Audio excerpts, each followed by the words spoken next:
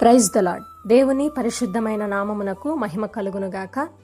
2025 మే నెల 6వ తారీఖు మంగళవారం.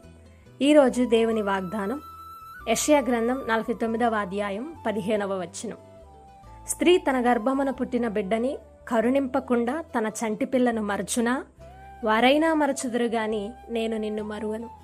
దేవుడి పరిశుద్ధ వాక్యమును దీవించునుగాక. మనుషుల ప్రేమలలో తల్లి ప్రేమ చాలా గొప్పదిగా, చాలా ఉన్నతమైనదిగా ఉంటుంది. సాధారణంగా ఒక తల్లి తన పిల్లల్ని మర్చిపోదు. ఒకవేళ మరచినా ఆ తల్లి ప్రేమకు పరిమితులున్నా దేవుని ప్రేమకు మాత్రం పరిమితులు లేవు.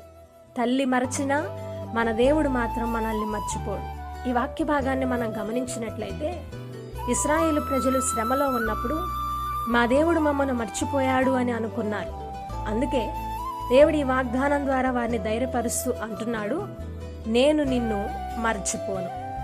మన పరిస్థితులను బట్టి మనతో ఉన్న శ్రేయోభిలాషులు, రక్త సంబంధులు, మన అనుకున్న వారు మనల్ని మర్చిపోవచ్చు, కానీ మన దేవుడు మాత్రం మనం శ్రమలో ఉన్నప్పటికీ, ప్రతికూలమైన పరిస్థితులు అయినప్పటికీ ఆయన మనతోనే ఉంటాడు.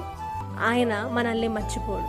ఈరోజు ఈ వాగ్దానాన్ని వింటున్న మీరు కూడా మా దేవుడు మమ్మల్ని మర్చిపోయాడు అని ఒకవేళ అనుకుంటున్నట్లయితే, ఈరోజు దేవుడు మీతో మాట్లాడుతూ ఉన్నాడు, నేను నిన్ను మరువను.